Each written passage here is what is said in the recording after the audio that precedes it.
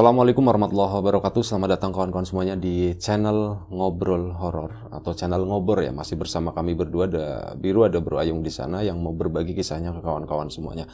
Bro Ayung, nggak usah pakai lama. Apa kabar hari ini? Alhamdulillah baik, Mas Biru. Dan terima kasih udah berkenan mampir ke tempat ini ya. Iya. Terima kasih banyak.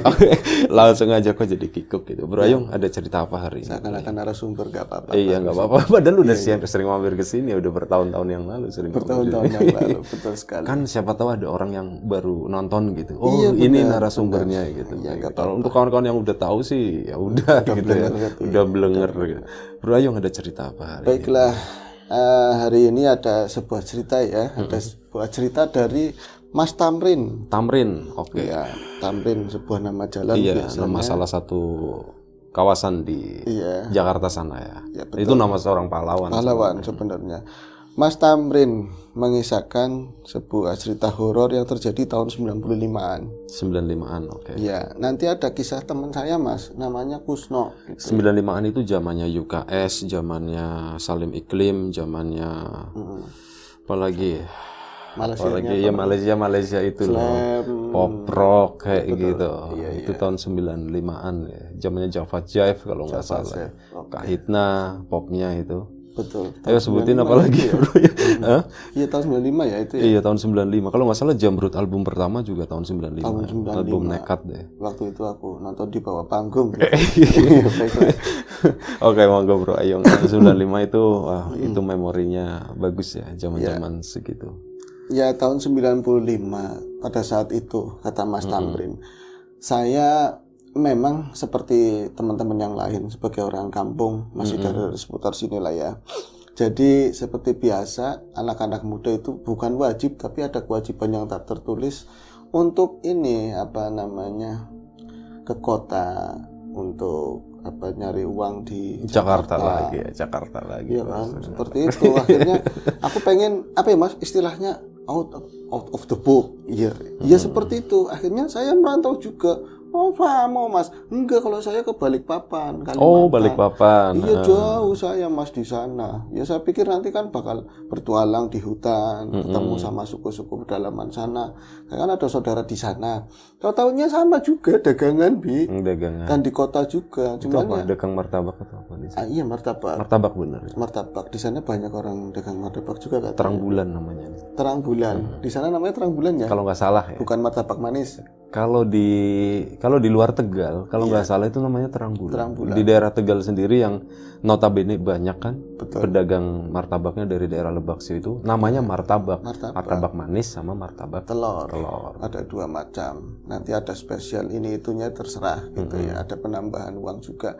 Oke, saya di sana Mas. Saya itu kalau berprinsip saya nggak akan pulang kalau saya belum sukses. Gimana ya? Saya harus sukses dulu baru pulang. Iya, jadi saya udah poyan-poyanan, udah pesan sama orang tua, pokoknya Mak jangan tungguin saya. Pokoknya. Pantang pulang sebelum banyak uang. Iya asik betul, gitu itu ya. di belakang truk biasanya seperti truk, itu. Dan gambarnya cewek Hayalan sopir. Biar nggak ngantuk benar seperti itu. Akhirnya saya bertahan di sana. Alhamdulillah, ini singkat cerita ya karena ini di sini nggak ada horornya Mas. Saya sampai benar-benar ada 5 tahunan lebih lah, mau 6 tahun saya ada di Kalimantan, ada di mana tadi Balikpapan. Ya. Kemudian saya akhirnya pun pulang. Jenengan udah sukses? Belum Mas. Belum juga. Loh kenapa pulang? Kadang-kadang tadi ya Mas, cita-cita saya terus tadi dagangan saya yang seperti itu harus kalah sama kangen Mas, rindu. Oh ada belahan hati misalnya. Belum menikah? Belum, saya belum menikah. Emang pengen pulang kampung gimana sih? Rindu, kangen, saya pengen pulang kampung. Akhirnya saya memutuskan pulang kampung. Bodoh amat nanti orang tua mau ngomong apa.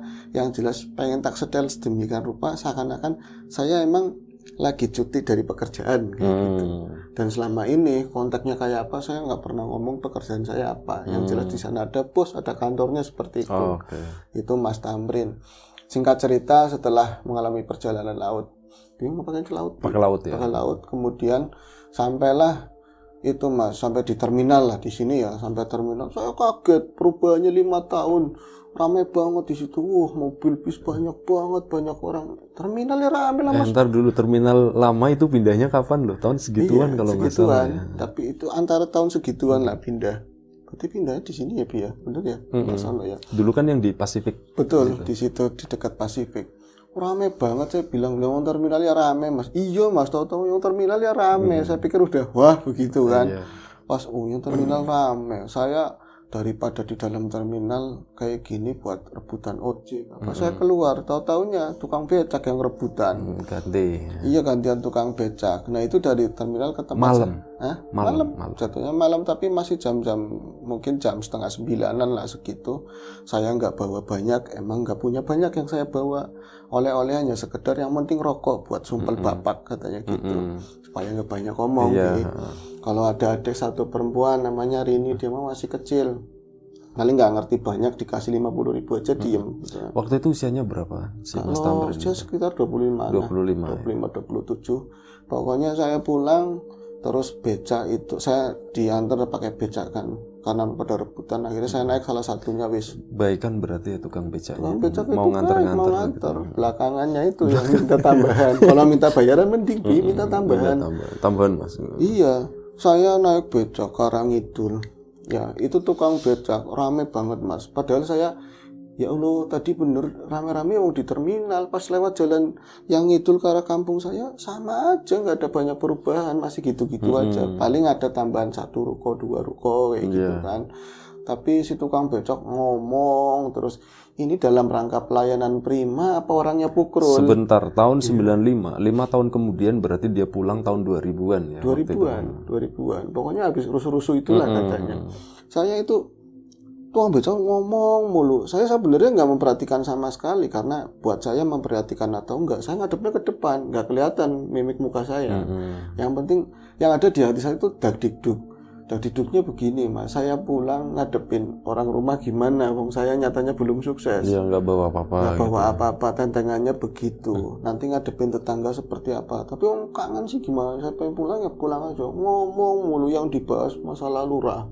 Pencalonan lurah lagi rame. Iya Mas, macam-macam saya nggak tanggepin sama sekali. Sampai terus itu makin dekat kampung saya. Ada jembatan, di situ dia menang Mas, berhenti ngomong, terus dia turun. Waduh, saya pikir ada hantu atau apa, dia mau ada cerita-cerita kan, di situ sering banyak ya. Gue tahu karena nanjak kan. Karena nanjak tahu-taunya. Pak, kok mandek Pak? Kok ngobrolnya berhenti? Ayo Pak, jalan lagi. Mas, tolong Mas. Rewangi katanya gitu. Turun dulu. Iya. Suruh Pak, turun. orang aku juga namanya pikiran lagi piang-piangan, pikiran lagi nggak jelas. Aku nggak yang ngayu becak itu orang udah tua banget. Udah tua banget lah. Kalau enggak ya emang badannya udah ringkih, kurus begitu. Akhirnya saya turun. Oh, bukan beruncul, ngelihat beruncul itu hantu air sana ya, identik begitu. Akhirnya saya tarik dari depan begitu. Masih belum dikayu. Ngapain lagi Pak? Udut, rokok. Saya rokok banyak. Yang saya di kantong juga ada. Orang Mas, nyampe sini apa nyampe rumah? Pak, saya mau dianterin jenengan. Saya belum ngomong, jenengan udah nganterin. Ya sampai rumah, sampai sini mendingan saya jalan katanya. Enggak Mas, maksudnya hari biasanya ditambahi kalem katanya begitu. Tapi pas saya udah nyebrang jembatan, sudah naik, pas jalan itu kan ke sana ngidulnya lagi batu-batuan semua. Saya berpikir lagi, kalau saya pakai becak masih sore jam segitu kan ya, orang kampung bakalan Tamrin balik kayak gitu, Tamrin balik, anak-anak masih pada melek. Waduh, kampung bisa gempar saya pulang. Sementara saya nggak bawa apa-apa. Nggak kayak kalau caranya gini, mendingan saya turun di sini. Hup, stop man, sini aja. Primen katanya gitu. Sampean tetap dapat tambahan. Benar katanya. Iya, saya kasih tambahannya, saya kasih duit tadi ya, jasanya berapa. Terus saya jalan kaki. Itu Mas, jalan kaki itu aja melipir itu artinya apa ya, hati-hati banget jangan sampai ketemu orang. Walaupun kayaknya saya udah tak brungos-brungosin lah, udah berubah kan 5 tahun, cuman bawa tas ini aja gitu, tas punggung jalan ini. Kalau lewat jalan kampung nanti ketemu orang juga tetap ya, lambat laun pasti ketemu orang. Saya harus neratas lewat jalanan kecil, kebun itu lewat kampung lain, tapi saya hafal daerah situ. Dari kecil yang main kan sereg-seregan ya, kemana aja. Alhamdulillah nggak ada perubahan di situ. Kebun-kebun masih sama, ada penambahan 1-2 rumah. Kalau enggak ya pohonnya tambah gede gitu. Pohonnya tambah gede wong 5 tahun, tapi ini setapak masih ajek. Paling beberapa itu ada yang makin lebar, makin kecil lewat pematang, talut-talutan kecil jalan air begitu ya. Saya nggak ada takut-takutnya, nggak ada serem-serem yang kayak gitu, nggak mikirin yang kayak gitu loh sama sekali.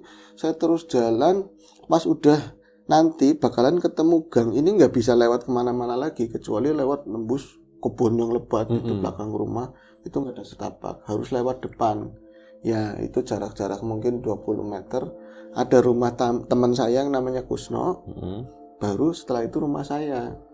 Nah kan berarti dari itu ya tadi setapak, bukan dari jalanan ini yang apa namanya gang itu enggak. Saya dari setapak yang di kebun itu pas udah dekat rumahnya Kusno teman saya. Jadi itu sohib saya dari kecil dan juga ya kawan main Nabi begitu. Cuman kan dia katanya udah menikah. Itu dengar-dengar nggak tahu aslinya seperti apa ya. Pas udah dekat rumahnya dia kan kelihatan lampu-lampunya dari sela-sela itu ya. Sela-sela kebun lah, tumbuh-tumbuhan kebun.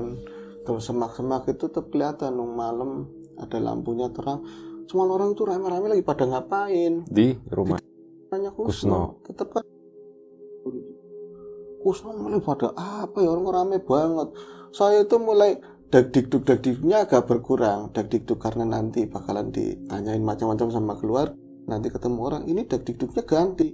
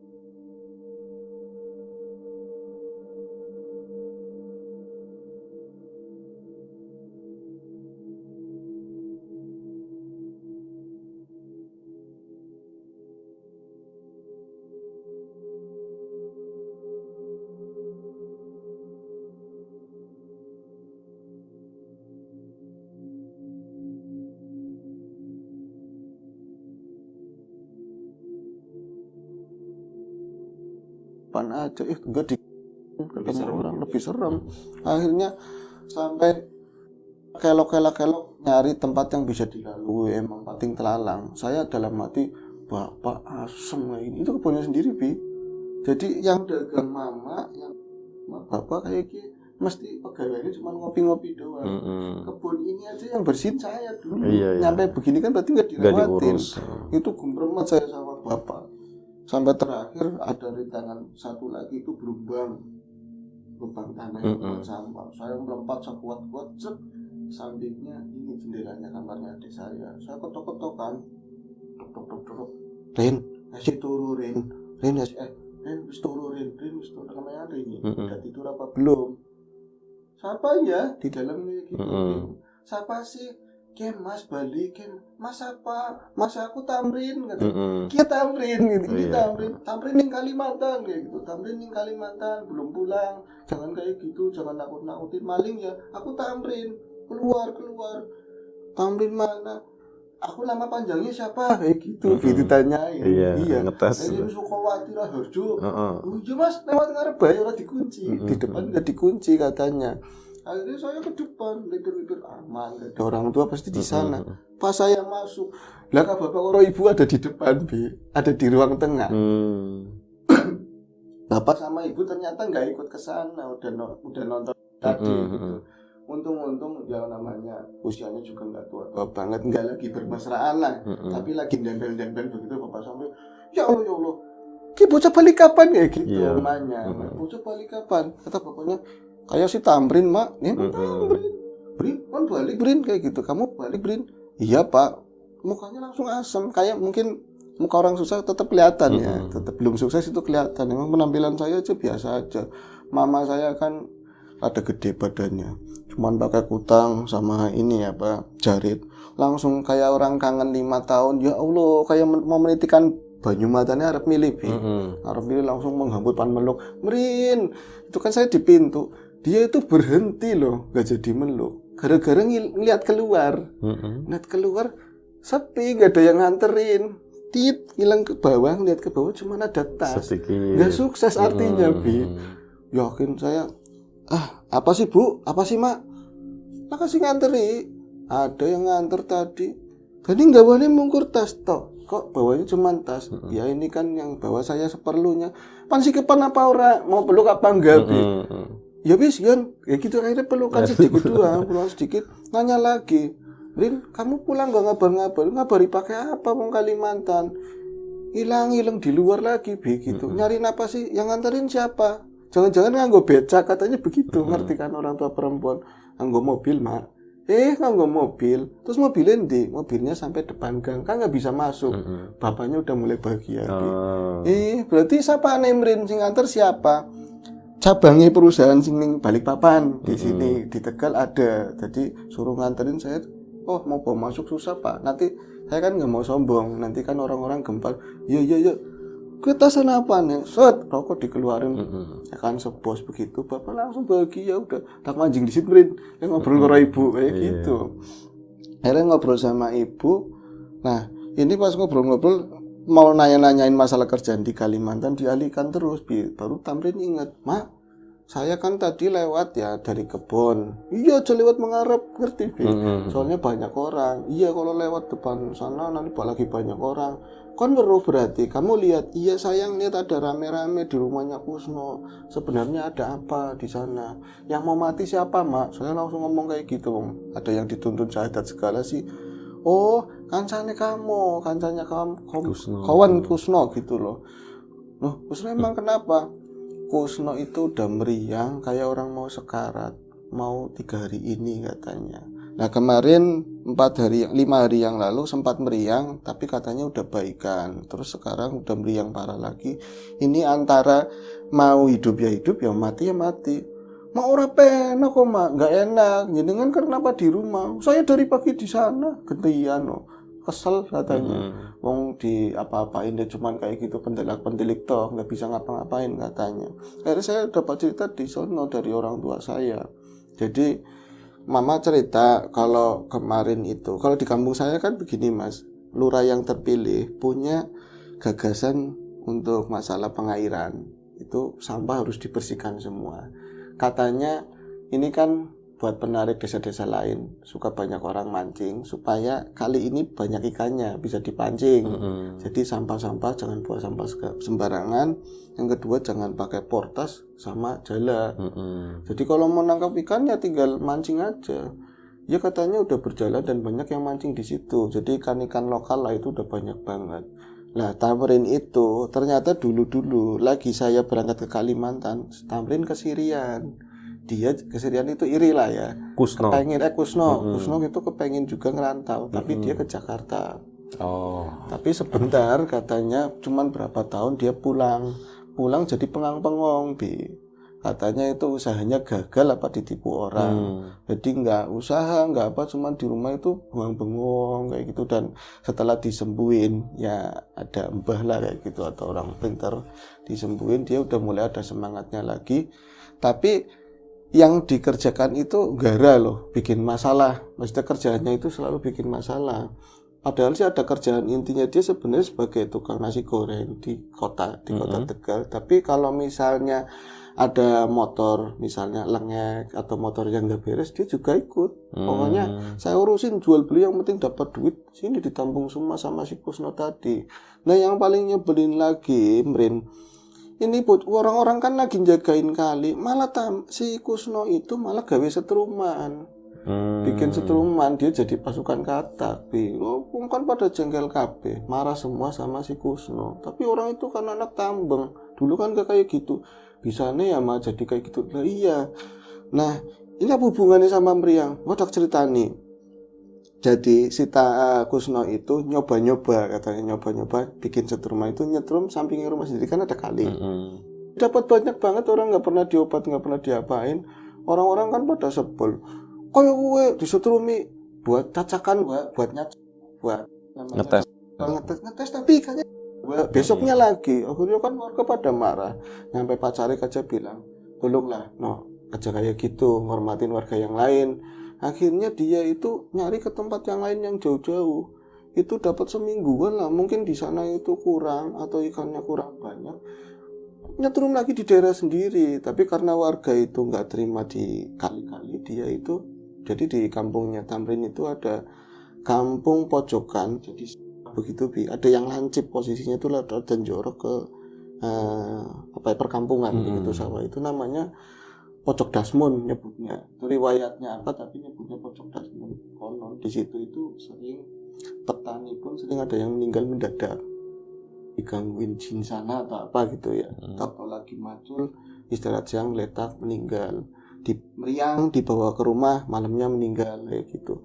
Nah itu pada ngomong sama si Kusno, mau kemana? Kalau ning Dasmun, mau nyetrum di Pojok Dasmun.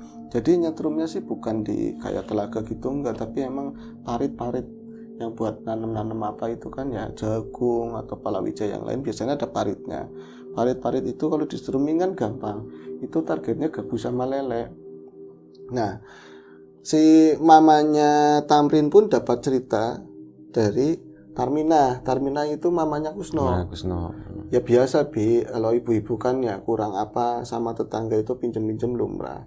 Yuk melu nyili beras, pinjem beras kayak gitu sambil cerita. Jadi lagi hari itu warga si Tarmina itu nanya-nanya ke tempatnya Tamrin, mamanya Tamrin. Yuk ini kalau saya kok anaknya belum pulang-pulang ya dari pagi. Jadi dari jam 10 itu nyetrum tapi belum pulang-pulang. Sampai lihat apa enggak? Bu nggak tahu ya, tanya-nanya sama warga itu nggak tahu, nyampe maghrib itu nggak ditemukan. Tahu ada di Pojok Dasmun lagi jekangkang posisinya.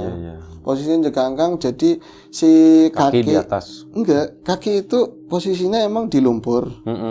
Lumpur tapi si badan itu kayak kebalik begini, ngayang. Cuman matanya mendelik-mendelik tuh. Cuman kata warga kan pada nyariin semua, jangan-jangan nih Pojok Dasmun, di situ kan banyak ikannya, dicariin di sana. Emang posisi begitu. Yang unik kan posisi setruman itu di air juga, jangan-jangan kesetrum dewek.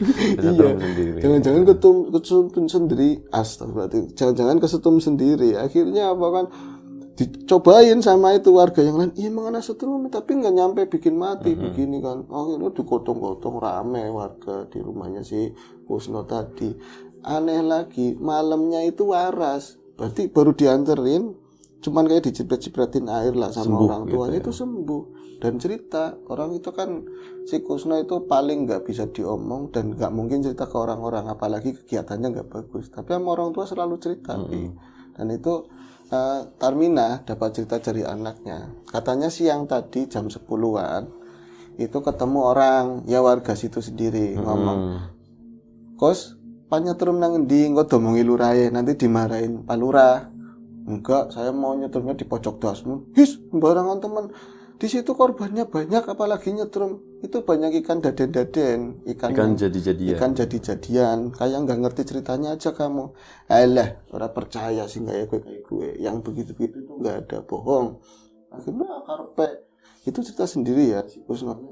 Nah, Kusno itu mau nyetrum di sana, baru mau nyentuhin ini alatnya, ada nini, ada nini udah tua banget lah, pakai kutangnya ada sakunya, tapi dia kisah apa ya nini siapa, jadi kayak ngalang-ngalangin sih enggak, cuman di belakang sampingnya itu di kebun jagung, tanduran jagung lah, mas, apa dek, manggilnya dek, panyetrum, melas katanya begitu, melas, kasihan, kok dinyetrum di sini, lah cuman sedikit, saya buat usaha, buat beli rokok buat orang tua, ya wis, aja lewati duhur, jangan lewatin beduk di sana kan jam 11 gitu, jangan lewatin beduk. Iya, nyetrum itu yang aneh ikan, kata si Kusno lagi waras, ada betik, sepat, terus tadi ya gabus, lele, itu kelihatan angin banyaknya begitu, nggak ada yang mempan di setrum nggak ada yang mempan, bener-bener kan bunyinya begitu ya, itu kiwak model apa sih kok nggak ada yang mempan, tapi nggak dihubung-hubungin sama si Kusno ini tempat tapet sini tuh enggak, jadi dia tetap nyetrum sampai dicoba sendiri mempan. Kenapa? Wattnya juga kayaknya udah ditingkatin dari yang kemarin, dapatnya kurang banyak, kenapa nggak mempan ya kayak gitu. Terus akhirnya pas mau beduk banget, jadi jam 11 mau jam setengah 12 itu nenek itu ada lagi, mas, wis, nadanya itu agak marah. Wis, udah saya peringatin, udah sana pulang, gampang nanti kesini lagi. Tetap saya membandel, kata si Kusnona. Itu perengasa, dia itu padahal nyentuhin setruman begini, tapi ada tangan gede, katanya nampak badannya dia dari belakang. Jadi dari belakang itu kayak ditabok, dia itu hilang keseimbangan. Akhirnya kan loncat ke galengan sini, galengan sana nggak seimbang, itu kakinya maju ke situ, itu dihantam dari depan lagi, sekali lagi di posisinya kayak terekam begitu. Itu cerita, ya Allah, cerita sama Tarmina kan orang tuanya, kon bedut neng, udah dibilangin sama orang sini, sama orang tua tadi nyai neng, itu penunggunya sana, katanya begitu. Kata Pajang ngeyel, alah ngomong kayak gitu, terus kamu nggak kapok apa, paling neng nyai itu apa neneknya, siapa temennya dia yang orang seberang sana ya, seberang sawah. Nah itu kata si Tarmina, suka mangkat maning berangkat lagi ke sana karena memang ikatnya banyak. Jadi Kusno itu sempat nggak sampai parah banget kayak itu, sempat masih bisa cerita sama ibunya. Saya penasaran, masa ikan nggak bisa disetrum? Wong ikan jelas itu betik, sepat itu banyak, semuanya juga saya dapatnya hari-hari begitu. Akhirnya nyetrum lagi, hari itu ini bisa disetrum dan dapat banyak saat itu, besoknya gitu ya. Tapi nggak sampai selesai nyetrum, dia lagi-lagi ketemu nenek-nenek tadi. Cuman dia posisinya nenek-nenek itu benar-benar marah banget, terus ngomong, kon maning, kamu lagi. Sebentar. Kamu lagi. Itu bukan di jagungan, tapi kayak terong lah, tumbuhan-tumbuhan terong, tengahnya kan ada parit-paritnya. Kamu lagi. Ora kapok, nggak ada kapoknya. Begitu kamu nggak kapok, sampean ngerusui baik, wis ora ayu, tua kan gituin. Udah nggak cantik, udah tua, ribet terus. Sana nanti tak setrum sisan, nanti mau disetrum katanya. Akhirnya kan nenek-nenek itu semingkir, dia itu baru nyetrum untuk berapa kalinya itu ya, kan ada wadah-wadahannya kan, penutup berapa kalinya itu ada tangan gede-gede lagi, nampak dia lagi si Kusno tadi. Cuman kali ini kayak dicangking dari belakang, itu dilemparin ke depan, langsung dia posisinya untung nggak ketusuk mata setrumnya ya, jadi posisinya itu langsung di kopakan itu, di parit, blek, sempat bangun tapi kayak ada yang nindih. Itu untung daerah sini ya, daerah hidung itu nggak kebenem di lumpur, nggak di air, tapi posisinya kata yang nemuin itu pingsan, posisinya pingsan, cuman segini gitu Cuman saya di sana-sananya, Kusno itu kan cerita sama Tarmina, di sana-sananya saya itu dipanggul-panggul sama orang banyak, jadi badannya gede-gede semua, tapi mukanya nggak ada yang orang. Mukanya ada yang babi, mukanya ada yang kera, macam-macam lah, beda binatang semua. Terus kayu dipalangin kayak itu, kayak kidang, orang dapat kidang kan diikat tangan sama kaki begitu ya, terus ditaruh kayu dipanggul begitu. Itu ngomongnya nggak jelas, ada yang kayak gitu katanya, dibawa dipanggul begitu, ada ketuanya. Jadi rombongan itu di tengah, dia itu dipanggul begitu. Nenek-nenek itu ada, dia itu cuma liatin, seakan-akan kayak gitu dibilangin. Rasain loh. Gitu. Rasain kayak gitu. Itu dibawa sampai kayak bukan istana, lebih ke kumpulannya mereka, tapi ada rajanya, ada wali gede banget. Kayak di film-film gitu kayak ya. Kayak di film-film. Suku-suku pedalaman kayak gitu. Ada dapat cerita dari Mas Tamrin itu. Masa sih kayak di suku-suku itu, Mas, cuman bedanya mereka kepalanya itu kan bukan orang semua, ada kuali kuningan katanya modelnya. Tembaga kali ya. Iya, budak baunya. Ya ada bumbu-bumbunya segala macam. Orang mambunya, baunya aja macam-macam. Itu udah si Kusno itu ditaruh mau dimasak. Orang dia cerita sama ibunya. Yang kedua kali kan cerita lagi. Perengasane nang kana, Mak.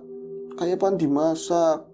Wong udah ada jong kosrek ada gaman-gaman lah, kayak mau dimasak. Di sampingnya panasnya aja saya bisa ngerasain. Bener-bener panas banget tuh, budak-budak. Kok telung dina maning, ada yang ngomong begitu. Nanti telung 3 hari lagi masaknya. Saya kan nanti 3 hari lagi. Jadi sambil digantung lihat 3 hari lagi. Yang beda cuman saya, berarti kan saya yang mau dimasak. Itu lagi dia baru mulai pulang gitu loh. Jadi saat pertama akan pingsan masih bisa bangun, ada yang nolongin lah, orang pinter, dia masih bisa cerita. Jadi saat di sana mungkin kejadiannya lagi nyetrum pingsan, tapi di alam sananya dia merasanya seperti itu, mau dimasak, dikodot-kodot orang banyak. Nah setelah itu 3 hari berikutnya, berarti kan ketemu sama si Tamrin pulang. Itu lagi cerita, mamanya menceritakan kejadian urutannya kayak apa. Ternyata bapaknya itu nyelintis ke sana, punya rokok banyak ke tempatnya Kusno. Gagahan kan sambil tastis gitu. Kunci rokok mati, gitu, Iya, dari tempatnya si Kusno. Batu rekon mati. Ternyata saat itu juga meninggal. Setelah ceritanya selesai kayak gitu loh. Saya kerebabak, Mas, matanya. Gimana pun dia tuh kawan kecil gitu ya, saya mau ke sana langsung, tapi gimana akhirnya mama mau kondisi tak lambilan, ya Allah, sampai diceritain cangkem kayak gitu loh. Mulut kok baru diceritain, tadinya kalau mau ngerti kayak gini jangan cerita, malah diceritain selesai dianya meninggal. Pak, asli apa orang? Ya asli, mati, masa buat bercandaan. Akhirnya kita semua ke sana, malah adek saya ada udah mau tidur ayam ya, ikut ke rumahnya Kusno. Nah dari sana Tasya kan wong malam, harusnya kan dikuburin pagi biar agak terangan, jam tahun-tahun segitu lagi banyak macam-macam. Akhirnya saya pulang. Nah maksudnya pulangnya saya itu menghindari kerumunan orang, karena saya itu pulang dari Kalimantan. Jadi Tamrin salaman apa nggak enak ya, orang gak bawa rokok, saya nggak bawa rokoknya di rumah. Ngomong lagi, Rin beres Rin, macam-macam. Kalau saya kelamaan di sini, saya habis, nggak bisa ngeles. Akhirnya saya pulang. Mak, aku tak balik di sini, saya mau pulang dulu. Saya lewat gang biasa, mau tinggal lurus doang. Tapi ada pengkolan sedikit, ada lampu di situ, lampu yang narik dari rumah saya. Dari belakang saya udah nggak ketemu sama Kusno udah tahunan, 5 tahun lebih ya. Ada orang berdiri, bajunya masih inget kayak baju Kusno dong. Kayak lagi pemuda itu main sama saya persis, tapi bukan ngadep ke arah saya, di bawah lampu. Cuman diem dong, ngapa-ngapain di bawah lampu. Nah saya, Kusno apa bukan ya? Nggak merinding, Mas, saya nggak merinding. Cuman saya pas udah deket baru, ini Kusno apa bukan ya? Kusno apa bukan? Berarti lewat sampingnya begitu, Nah pas udah di sampingnya persis, nengok apa ya? Jangan-jangan Kusno, karena berdirinya aja ini tingginya mirip sama saya, itu pasti Kusno banget. Pas udah berapa langkah, nah daripada saya penasaran, mendingan nengok ke belakang. Nah nengok ke belakang, emang Kusno. Kusno yang meninggal itu dan ini Kusno. Itu baru saya merinding semua. Mayitnya Kusno. Ini siapanya? Berarti Kusno meninggal langsung jadi setan. Nggak, bukan cuma di situ toh. Kayak gini, tangannya begini. Cuma nggak ada Melambai-lambai. nggak ada omongan sama sekali. Akhirnya saya digini-gini, umur ini udah kayak apa, saya lari kental-kental sampai ke rumah, pokoknya tak kunci-kunci kabeh. Itu perangkat saya ada suara, Brin, mending oh balik, Brin mending, masih ngomongnya kayak gitu, Brin mending oh balik, mending, berarti mending Brin udah pulang kayak gitu. Nah, saya itu dari malam itu saya nggak pernah tahlil, nggak apa. Saya alasannya sibuk terus lah pokoknya. Menghindar itu. Menghindar, padahal bukan saya nggak enak sama keluarganya mereka, tapi menghindar. Saya pulang dari Kalimantan, Nggak bawa apa-apa. nggak bawa gitu apa-apa. ya. Oke. Seminggu langsung berangkat lagi, Bi. Oh, seminggu berangkat Ke lagi. Jakarta, Tapi setidaknya tahu ya, iya, itu. kawannya yang kecil itu meninggal dunia. Udah kelar. Untuk lalu. Oke, Bro Ayung, terima kasih ceritanya. Mas Tamrin ya. Mas Tamrin juga terima kasih udah berbagi kisahnya. Kawan-kawan di rumah juga terima kasih banyak. Semoga tetap bisa terhibur oleh cerita-cerita di Ngobrol ini. Doa terbaik dari kami untuk kawan-kawan semuanya. Sampai jumpa di episode selanjutnya Ngobrol Horor. Jaga kesehatan kawan semuanya. Assalamualaikum warahmatullahi wabarakatuh.